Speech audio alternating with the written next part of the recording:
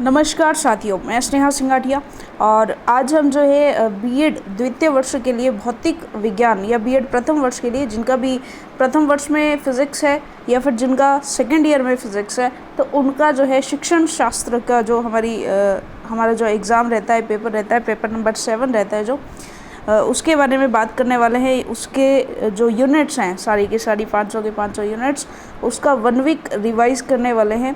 Basically जो है video कम से कम 30 से 25 मिनट के ड्यूरेशन की वीडियो रहती है, तो आप इस एक वीडियो जो है एक यूनिट को कवर करती है, तो 5 वीडियोस के माध्यम से आप अपनी 500 यूनिट्स कवर कर सकते हैं। और एग्ज़ाम में देखें तो लगभग 3, साढ़े 3, 4 यूनिट से हमारा काम बहुत ही अच्छे से बन जाता है। तो सिर्फ केवल मात्र अगर आप 3 वीडियो देखेंगे तब भी आपका काम बहुत ही आसानी से चल जाएगा। तो चलिए स्टार्ट करते हैं। सबसे पहले हम यूनिट 1 से स्टार्ट करते हैं और सबसे पहले हम लघुत्रात्मक प्रश्नोत्तर जो है उठाते हैं। विज्ञान के अंदर ये रहता है थोड़ा सा, फिजिक्स के अंदर या मैथ्स के अंदर, कि यहाँ पर जो है लघुत्रात्मक और निबधात्मक पढ़ लिए तो अति लघुत्रात्मक जो प्रश्न है वो यहीं से बन जाएंगे, तो अति लघुत्रात्मक अलग से पढ़ने की इसमें आवश्यकता नहीं रहती है। तो चलिए स्टार्ट करते हैं। पहला प्रश्न, विज्ञान क्या है और इसकी प्रकृति समझाइए। तो देखिए इसका साइज़ हम थोड़ा सा छोटा कर लेते हैं। देखिए विज्ञान शब्द की उत्पत्ति लैटिन भाषा के शब्द साइंटिया से हुई है, जिसका अर्थ है जानना। ठीक है, ये शिक्षण विधियां हैं साइंस की। बेसिकली अगर आप रीट का आपने एग्ज़ाम दिया है या आप देने वाले हैं तो आपने शिक्षण विधियां पढ़ी होंगी विज्ञान की, तो पूरा का पूरा इसके अंदर वही है, सेम सब चीज़ें हैं। प्रकृति में उपस्थित सभी भौतिक और अभौतिक चीज़ों व घटनाओं को जानना और उनके विषय में सुव्यवस्थित ढंग से जानकारी को संकलन करने को ही क्या कहते हैं, विज्ञान कहते हैं। यानी जितने भी भौतिक और अभौतिक चीज़ें घटित होती हैं उनको जानना और उनके विषय में सुव्यवस्थित ढंग से जानकारी का संकलन करना, यही क्या कहलाता है, विज्ञान कहलाता है। यानी कि विज्ञान को परिभाषित किया हमने कि विज्ञान शब्द जो है वो लैटिन भाषा का एक शब्द है साइंटिया, उससे बना है, जिसका मतलब होता है जानना। ठीक है, चलिए आगे देखते हैं। हिंदी भाषा में ज्ञान शब्द में वी उपसर्ग लगाकर बना है विज्ञान।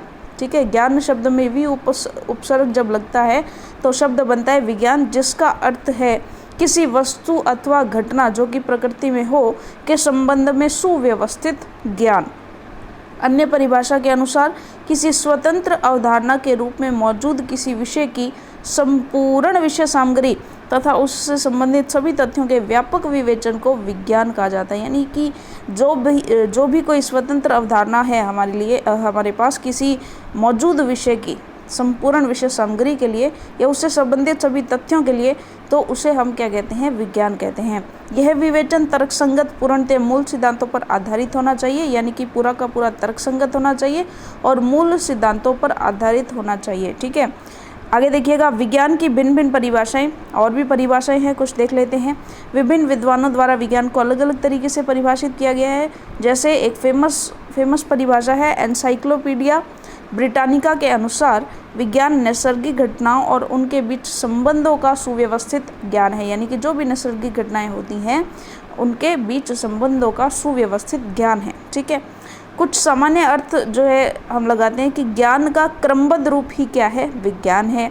और आइंस्टाइन जो है वो क्या कहते हैं, हमारी ज्ञान अनुभूतियों की अस्त व्यस्त विभिन्नता को एक तर्कपूर्ण विचार प्रणाली निर्मित करने के प्रयास को, यानी कि जो भी हमारी अस्त व्यस्त विभिन्नताएं पड़ी हैं, जो हमारी ज्ञान अनुभूतियां हैं, देखिए हम हर जगह से अपनी इंद्रियों के द्वारा, अनुभवों के द्वारा जो है ज्ञान की प्राप्ति करते हैं, तो वो अस्त व्यस्त पड़ी रहती हैं। उनको समेट करके उनका एक तर्कपूर्ण विचार प्रणाली निर्मित करने का जो प्रयास है उसे ही हम क्या कहेंगे, विज्ञान कहेंगे। उपरोक्त सभी परिभाषाओं से स्पष्ट है कि अपने आसपास होने वाली सभी घटनाओं की क्रमबद्ध, सुव्यवस्थित, तर्कपूर्ण व संगत जानकारी को विज्ञान कहते हैं। विज्ञान की प्रकृति, देखिए विज्ञान नई खोजों की प्रेरणा प्रदान करता है तथा स्वयं इनके द्वारा विकसित होता है। यानी कि विज्ञान खोज के रूप में भी होता है। यानी सबसे पहले तो वो अपनी नई नई खोजों को करने की प्रेरणा प्रदान करता है। ठीक है, और जब नई खोज हो गई तो वो फैक्ट के रूप में विज्ञान में खुद जुड़ जाती है। यानी स्वयं इसके रूप में, यानी ज्ञान का भंडार भी है और ज्ञान के खोज करने की प्रक्रिया भी है, एक तरह से ये कह सकते हैं। ठीक है, आगे देखिए। हैमिल्टन, एक स्कॉटिश दार्शनिक, ने विज्ञान की प्रकृति के विषय में निम्न कथन दिया है कि विज्ञान का अध्ययन इतना आसान है कि इसमें कोई मानसिक प्रयास नहीं होता।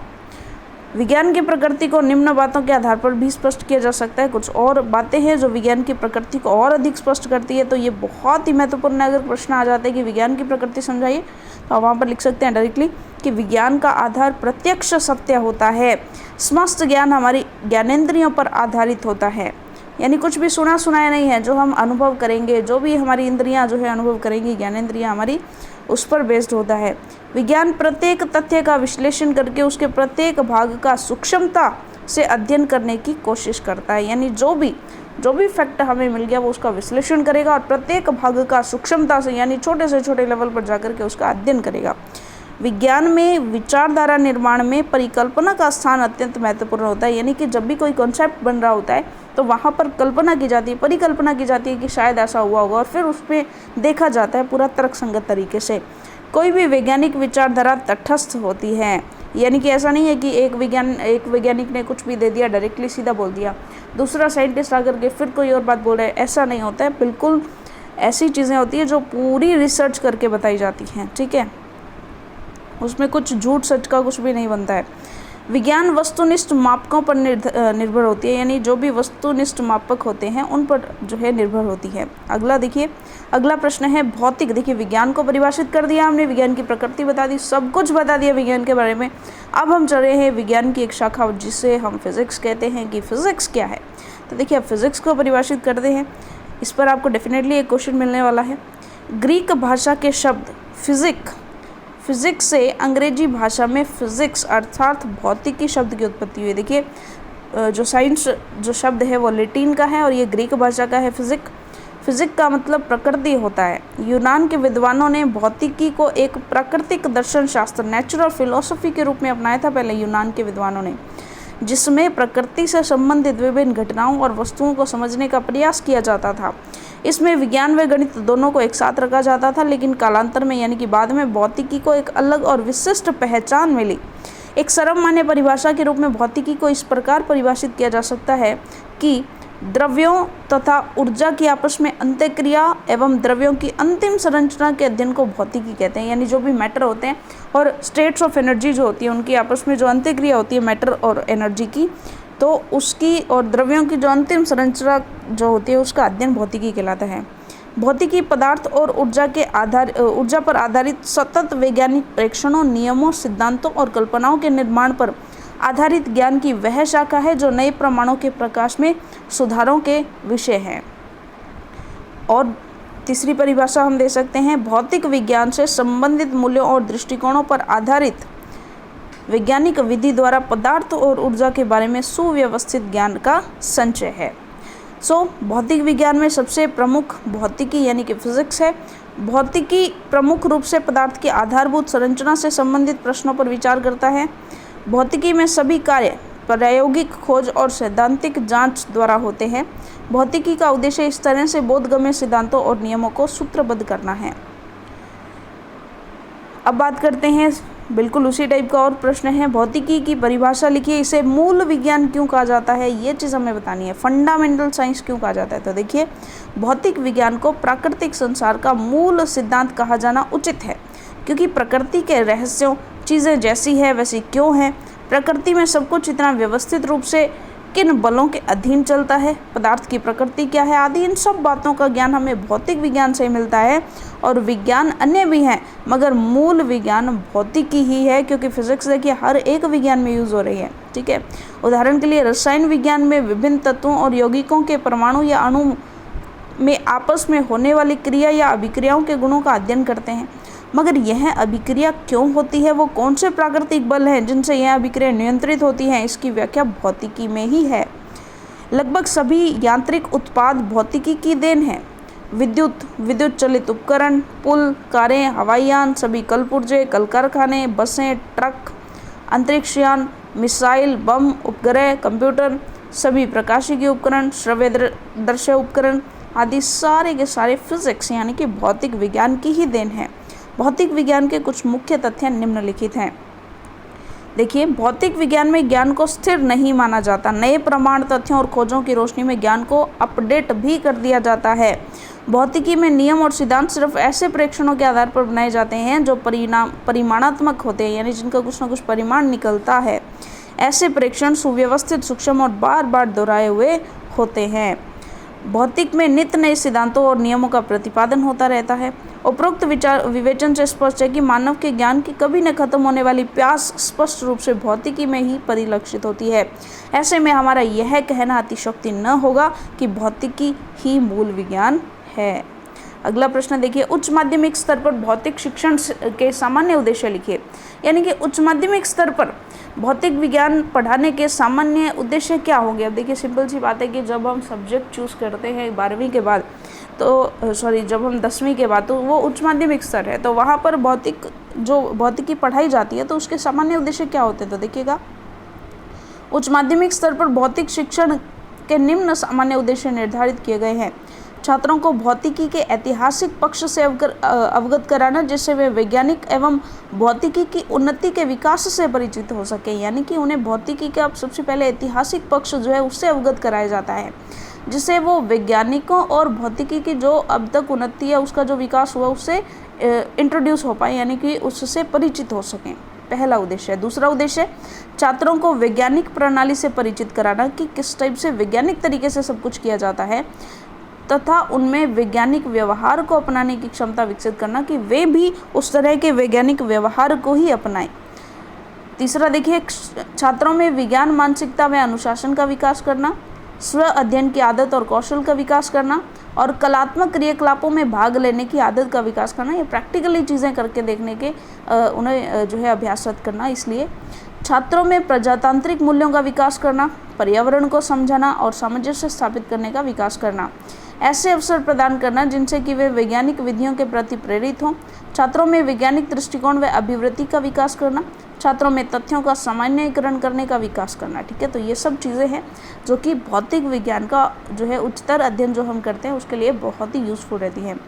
अब हमारे पास 5वां प्रश्न है। देखिए, यहाँ पर कुछ साइंटिस्ट लोग हैं जिनका फिजिक्स के अंदर योगदान है, तो उसका वर्णन यहाँ पर है। तो 2-3 साइंटिस्ट हैं, तो इनमें से एक हमारे पास ज़रूर हमें क्वेश्चंस में मिलेगा एग्ज़ाम के अंदर। तो आप अगर पढ़ना चाहते हैं तो 3 या 4 जो साइंटिस्ट हैं उनका आराम से आप पढ़ सकते हैं।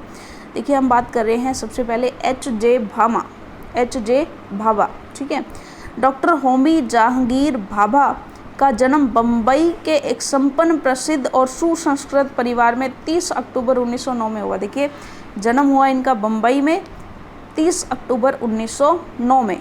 इनके पिता बैरिस्टर थे और टाटा समूह के कानूनी सलाहकार थे। ठीक है, उनकी स्कूली शिक्षा मुंबई में ही एक कैथेड्रल स्कूल में हुई।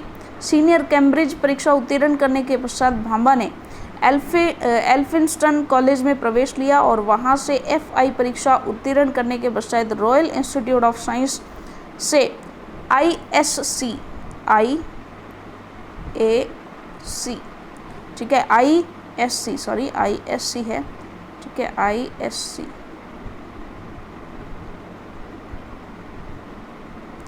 ISC की परीक्षा प्रथम श्रेणी से उत्तीर्ण की।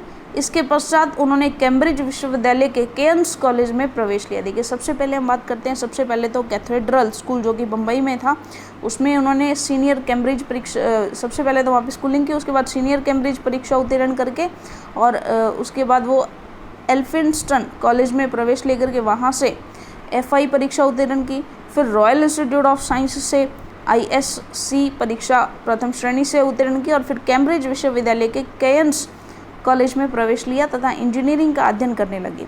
एक ही वर्ष में उन्होंने BA पास कर लिया और छात्रवृत्ति भी प्राप्त की। डॉक्टर होमी जहांगीर भाभा ने हमारे देश को विश्व के परमाणु शक्ति संपन्न राष्ट्रों के मध्य स्थापित करने वाले तथा परमाणु ऊर्जा के शांतिपूर्ण उपयोग के प्रबल समर्थक और पक्षधर रहे।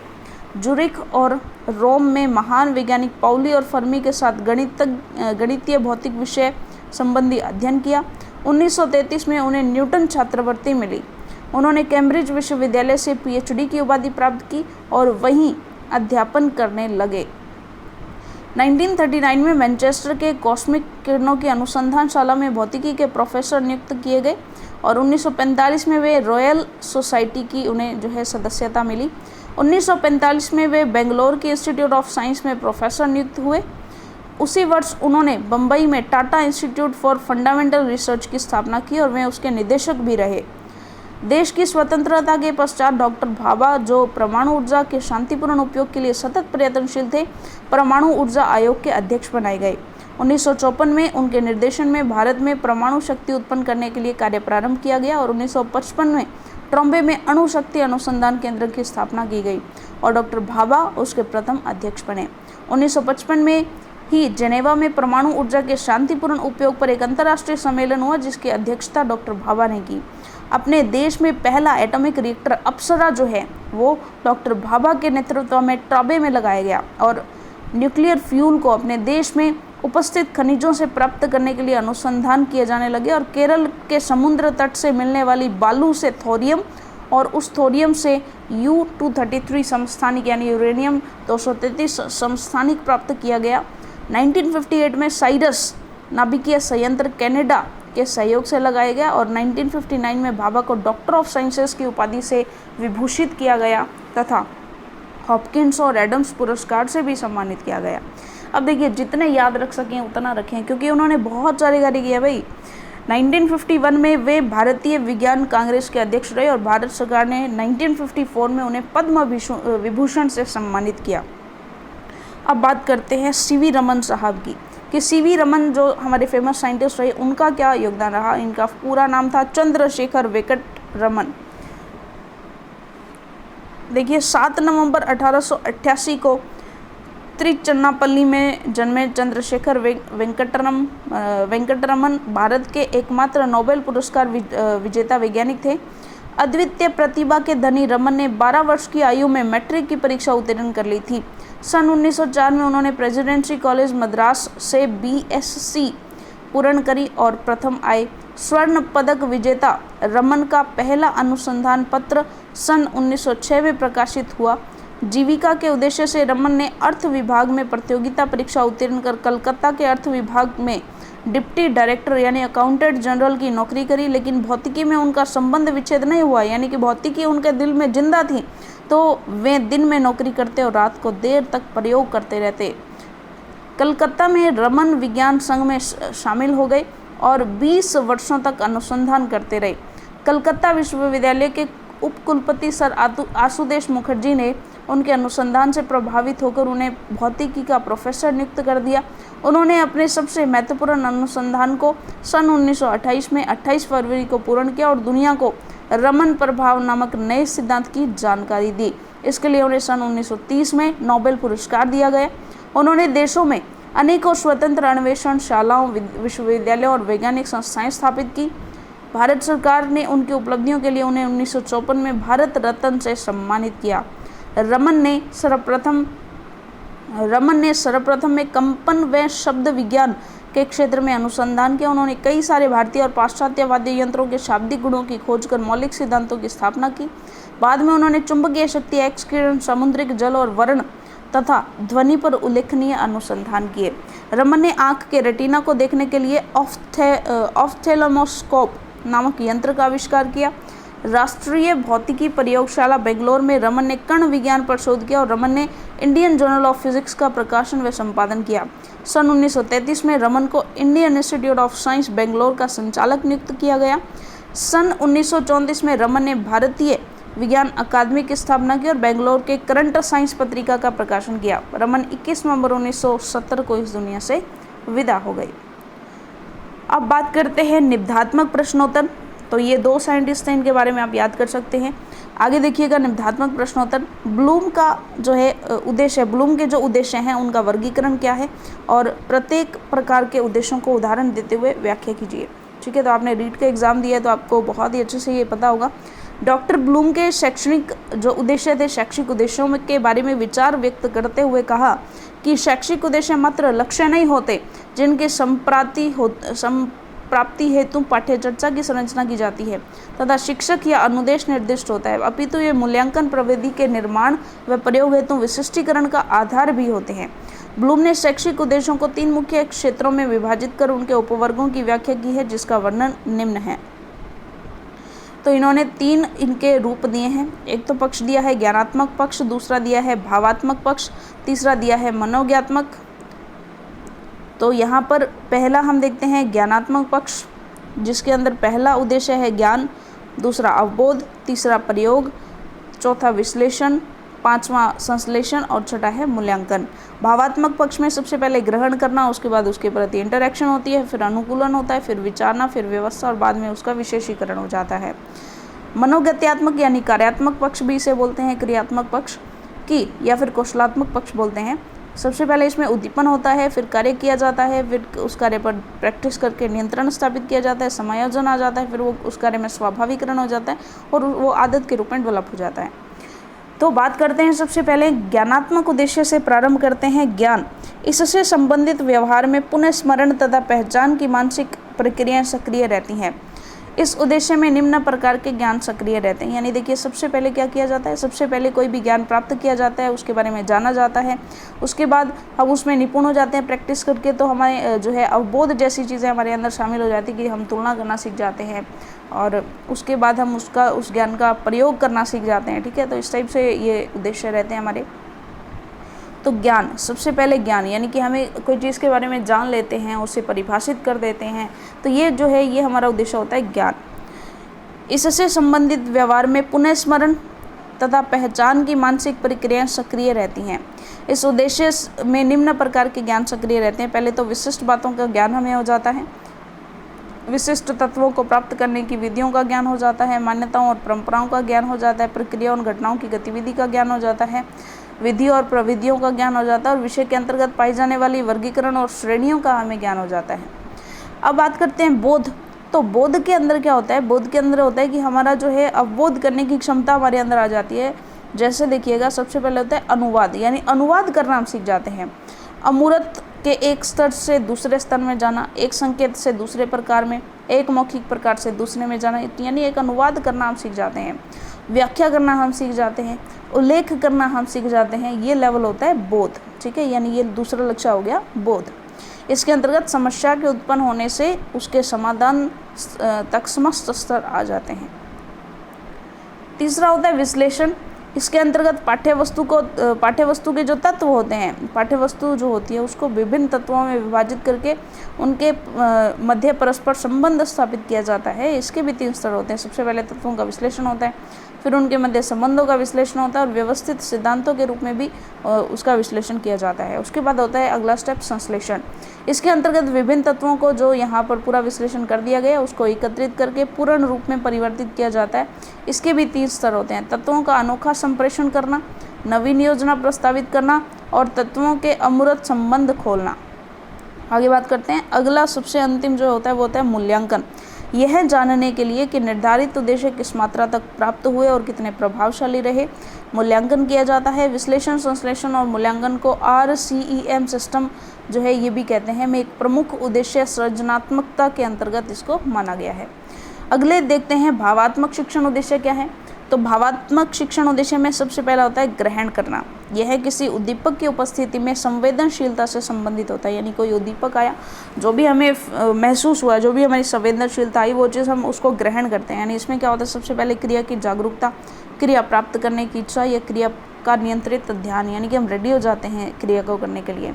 तो फिर उसके बाद हम अनुकरण होता है या फिर अनुक्रिया, यानी कि उस क्रिया को तैयार तो हो गई पहले स्टेप में, अब हम उस क्रिया को करने वाले हैं।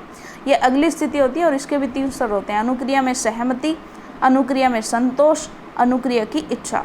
उसके बाद अब होता है अनुमूल्यन। यह क्योंकि मूल्यों के प्रति आस्था से संबंधित है, इस कारण विशिष्ट मूल्यों के प्रति स्वीकृति, प्राथमिकता और निष्ठा इसके अंदर आ जाती है। उसके बाद होता है विचारना की मूल्यों की विविधता के फलस्वरूप धारण करने की समस्या निवारण हेतु प्रत्यय निर्माण इसके अंतर्गत आते हैं। ठीक है। उसके बाद होता है व्यवस्था। प्रत्यय निर्माण हेतु चयनित मूल्यों का क्रमबद्ध समायोजन इसके अंतर्गत आते हैं कि हम एक व्यवस्था निर्माण कर लेते हैं कि किस टाइप से हम उस कार्य को करने वाले हैं। मूल्य समूह का विशेषीकरण, नियंत्रित मूल्यों, विचारों और निष्ठाओं के संदर्भ में मानव व्यवहार का विशेषीकरण जो है वो इसके अंतर्गत आता है। इसके बाद हम देखते हैं मनोगत्यात्मक उद्देश्य। इसके अंतर्गत विभिन्न प्रकार के कौशल आ जाते हैं। कौशलात्मक यानी कि क्रियात्मक पक्ष है ये। मानसिक रूप से प्रत्यक्षीकरण जो है वो तो हमने सेकंड स्टेप में कर लिया, लेकिन थर्ड स्टेप में हम शारीरिक जटिल अनुक्रिया कौशल जो है वो इसके अंतर्गत आएंगे। विज्ञान शिक्षण में मुख्यतः निम्न कौशल आ जाते हैं। सबसे पहले होता है प्रयोगात्मक कौशल। इसके उपकरण व यंत्रों का कुशलतापूर्वक प्रयोगों में उपकरणों को क्रमबद्ध करना और उपकरण और प्रतिरूप को रक्षित करना आ जाते हैं। रचनात्मक कौशल यानी इसमें स्वनिर्मित उपकरणों का निर्माण और बिगड़े हुए उपकरणों को ठीक करने का कौशल आ जाता है। रेखांकन कौशल इसके अंतर्गत प्रयोगों, जीवों, उपकरणों आदि का आलेखन आ जाता है। समस्या समाधान और निरीक्षण कौशल इसके अंदर आ जाता है। अब हम आगे बात करते हैं। अगला प्रश्न हमारा दूसरा प्रश्न कि भौतिक विज्ञान शिक्षण द्वारा मूल्यों का विकास किस प्रकार किया जा सकता है। How can the value be developed by teaching physics. Physics को पढ़ा करके किस टाइप से मूल्यों का विकास हो जाएगा, तो उस चीज़ का हम जो है अध्ययन यहाँ पर करेंगे। तो सबसे पहले देखते हैं कि बौद्धिक मूल्य, देखिए बौद्धिक यानी कि IQ जो है, अब देखिए बौद्धिक मूल्य तो डेफिनेटली यहाँ पर होने वाला है, तो इसके बारे में पढ़ते हैं। भौतिक शिक्षण से छात्रों के भौतिक विकास जो है वो बड़ी तेज़ी से होता है। हमारी इंद्रियों की मदद से हमें भौतिक जगत की जानकारी प्राप्त होती है। भौतिकी हमें इसी ज्ञान से परिचित कराती है। यह हमारे अंतःकरण को उद्वेलित करके यानी कि उथल पुथल मचा देती है और सही परीक्षण, समालोचन, चिंतन, विश्लेषित, संश्लेषित और तर्क आदि के द्वारा हमारा बौद्धिक विकास करता है। यह बौद्धिक प्रक्रियाएं आगमन, निगमन, अनुमानों व निष्कर्षों के लिए पर्याप्त है। यह प्रक्रिया हमारे बौद्धिक अनुशासन को दृढ़ बनाती है। छात्रों के बौद्धिक विकास के क्रम में हब्स ने लिखा है कि भौतिकी मस्तिष्क को तीक्ष्ण और तीव्र बनाने में उसी प्रकार कार्य करती है जैसे किसी औजार को तीक्ष्ण करने में काम आने वाला पत्थर। इसके अध्ययन से स्पष्ट, तर्क सम्मत और क्रमबद्ध रूप से भलीभांति सोचने की शक्ति आती है। प्रयोगात्मक मूल्य में देखें तो भौतिकी का संबंध हमारे रोजमर्रा के जीवन से अत्यंत घनिष्ठ है। लगभग हर कार्य को करने में कहीं न कहीं परोक्ष या अपरोक्ष रूप से भौतिकी के ज्ञान की आवश्यकता होती है। उदाहरण के लिए हमारे दैनिक जीवन के सभी बल और कार्य यानी कि प्रयोगात्मक मूल्य है ये, ठीक है। भौतिकी से हम कैसे चीज़ें आसान हो जाती हैं हमारे लिए रूटीन लाइफ में, जो काम करने का तरीका होता है। तो भौतिकी के अध्ययन से छात्रों में अमूल्य प्रयोगात्मक मूल्य का भी विकास होता है। अनुशासनात्मक मूल्य, तो ये तो विज्ञान से ही पूरे विज्ञान में अनुशासन चलता है। तो भौतिकी का अध्ययन छात्रों में अनुशासनात्मक मूल्यों का भी विकास करता है। यह छात्रों की मानसिक शक्तियों का विकास करता है, उन्हें नियंत्रित करता है और उनके व्यक्तित्व को गंभीरता प्रदान करता है तथा उनमें विवेक और चिंतनशीलता जैसे गुण उत्पन्न करता है। आगे देखिएगा, भौतिकी के अध्ययन से छात्रों में कठिन परिश्रम, एकाग्रता, सुव्यवस्थित, स्पष्ट व सही तरीके से कार्य करने की आदतों का विकास होता है और इन परिस्थितियों में अध्ययन छात्र संयमी, गंभीर, विवेकशील और अनुशासनबद्ध हो जाता है। नैतिक मूल्यों की हम बात करें तो भौतिकी के शिक्षण से छात्रों में चारित्रिक और नैतिक विकास होता है और इसके अध्ययन से एक छात्र को चरित्रवान बनाने के लिए आवश्यक सभी गुणों का विकास होता है। छात्रों में स्वच्छता, यथार्थता, समयबद्धता, सच्चाई, ईमानदारी, न्यायप्रियता, तटस्थता, कर्तव्यनिष्ठता, आत्मनियंत्रण, आत्मनिर्भरता, आत्मसम्मान, आत्मविश्वास, धैर्यता आदि गुणों का विकास होता है। भौतिकी का देखिए भौतिकी का अगर हम सतत अध्ययन करें तो उससे ईर्ष्या, घृणा, द्वेष आदि कुसंस्कार स्वयं ही हमारे दिमाग से निकल जाते हैं, ठीक है। आगे देखिए, भौतिकी के अध्ययन से नैतिक मूल्यों के विकास के संबंध में प्रख्यात दार्शनिक डॉल्टन ने कहा है कि भौतिकी तर्क सम्मत विचार, यथार्थ कथन और सत्य बोलने का सामर्थ्य प्रदान करती है। व्यर्थ, गप्पबाजी, आडंबर, धोखा और छल कपट सब कुछ उस मन का कहना है जिसको भौतिकी का प्रशिक्षण नहीं दिया गया है। देखिए कितना जो है अच्छा कोटेशन है। आगे देखिए, सांस्कृतिक मूल्य। भौतिकी का मानवीय मूल्यों के संरक्षण, हस्तांतरण और पुष्टिकरण आदि में विशेष महत्व है। मानव समाज की संस्कृति और सभ्यता के निर्माण, विकास, पोषण और उसके संरक्षण में भौतिक विज्ञान ने सदा महत्वपूर्ण योगदान दिया है। प्रकृति के नैसर्गिक सौंदर्य की अनुभूति करने की क्षमता का भौतिकी के अध्ययन से विकास होता है। नाट्यशास्त्र, चित्रकारी, हस्तकला आदि सभी सांस्कृतिक मूल्यों का विकास जो है वो भौतिक विज्ञान के कारण ही संभव हुआ है। सौंदर्यात्मक मूल्यों की बात करें तो भौतिक विज्ञान का आधार ही तो सत्य खोजना है। इसका प्रत्येक विद्यार्थी हमेशा जो है वो सत्य खोज करता है।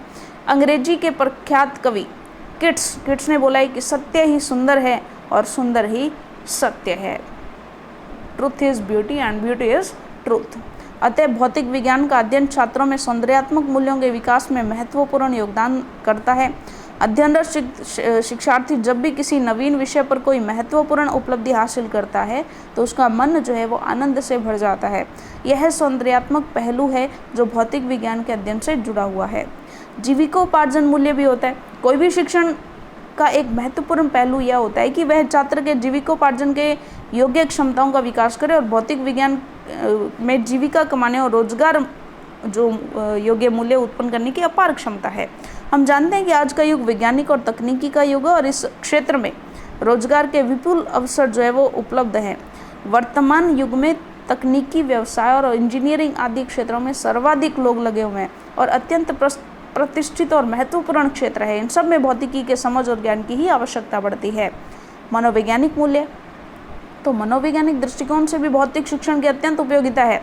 जैसा कि हम देख चुके हैं कि भौतिक शिक्षण में छात्र में बौद्धिक व नैतिक मूल्यों का विकास होता है। इसके बाद का चरण आता है मनोवैज्ञानिक मूल्यों के विकास का।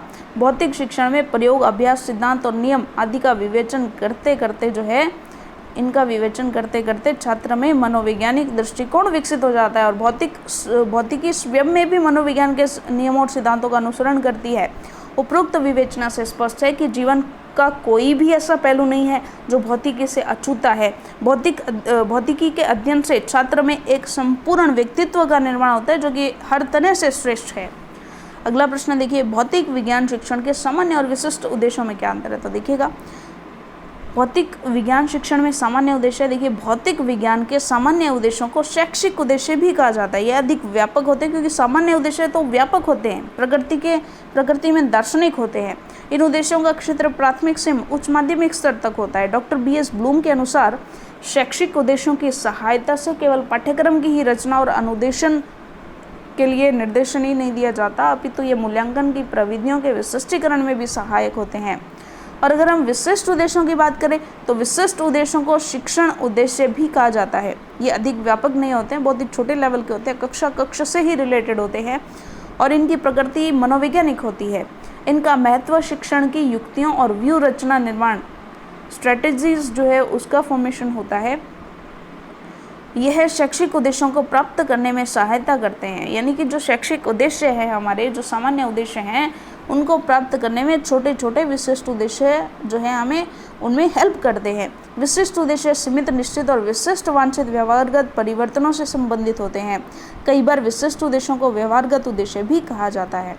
विशिष्ट उद्देश्य शिक्षण अधिगम प्रक्रिया एवं सीखने के अनुभवों तथा शिक्षण को दिशा निर्देश प्रदान करते हैं एवं संपूर्ण शिक्षण रचना को आधार प्रदान करते हैं। इसी कारण से शिक्षाविद इन उद्देश्यों को अनुदेशनात्मक उद्देश्य भी कहते हैं। ये उद्देश्य सर्वकालिक नहीं होते हैं, किसी विशिष्ट समय, कालांश आदि के लिए बनाए जाते हैं और आवश्यकता में समय, देश आदि के आधार पर ये परिवर्तनशील भी होते हैं। लेकिन सामान्य उद्देश्य जो होता है वो सिर्फ एक बार ही एक विशिष्ट जो तरीके से बनाया जाता है। तो चलिए, ये हमारी फर्स्ट यूनिट कंप्लीट होती है। बाकी की जो यूनिट्स हैं वो अपकमिंग वीडियोज़ में करेंगे। Thank you very much.